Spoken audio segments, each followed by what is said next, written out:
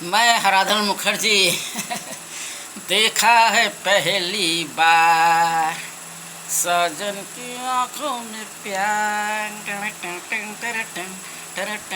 अब आएगा मुझे बेचैन दिल को करार। वाह, देखा है पहली बार। ममता बनर्जी की सरकार में 15 साल तक चली है। इसमें इस्लामिक फासीवादी जिहादी फल फूले हैं। मतलब मुसलमान टीएमसी के जो गुंडा मुसलमान हैं उनके यहाँ करोड़ों खजाना मिल रहा है। यदि ये तो कहिए, बंगाल की जनता को मैं धन्यवाद देता हूँ कि उन्होंने टीएमसी की सरकार को उखाड़ फेंका है। ममता बनर्जी की सरकार को उखाड़ फेंका है।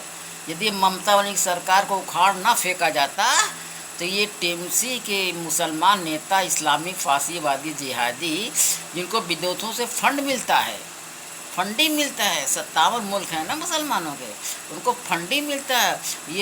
ये लोग मुसलमान जो हैं पश्चिम बंगाल को अलग कर देते, बांग्लादेश मिला देते ममता बनर्जी। खजाना मिल रहा है, सोने का खजाना, अंडरग्राउंड खजाना, वो सोने का खजाना, सोने का बिस्तर। वाह वाह वाह रे! सच्चर समिति की रिपोर्ट। ये राजेंद्र कुमार सच्चर क्या थे? बेवकूफ़ आदमी था क्या, जो कहता था कि अपनी रिपोर्ट में कहा कि मुसलमान बहुत गरीब हैं, भारत के मुसलमान बहुत गरीब हैं। ये मुसलमान गरीब हैं जिनके लाखों करोड़ों का मिल रहा पैसा, सोने खदाने मिल रही, 57 मुल्कों से उनको फंडिंग मिलती है। इस्लाम के नाम पर, इस्लाम को बढ़ाने के नाम पर उनको पैसा मिलता है।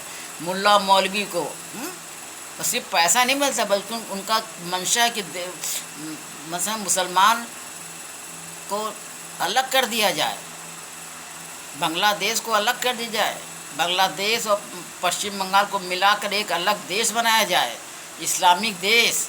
इधर कश्मीर में भी इस्लामिक फासिस्ट जिहादी कश्मीर को एक इस्लामिक देश बनाना चाहते थे। भला हो मोदी जी का, जिन्होंने 370 ख़त्म किया। अब वो कश्मीर भारत का पूरी तरह अभिन्न अंग बन चुका है। ममता बनर्जी की सरकार को लात मारा है। यदि जनता बंगाल के माछे झोल भात खाने वाली बंगाल की जनता ममता बनर्जी को लात ना मारती, तो ममता जी चौथी बार चुनाव जीत जाती, तो पश्चिम बंगाल मुसलमानों का एक देश बन जाता, एक इस्लामिक देश बन जाता, जो भारत के लिए बहुत ख़तरनाक होता। भला हो पश्चिम बंगाल की जनता का। हैं?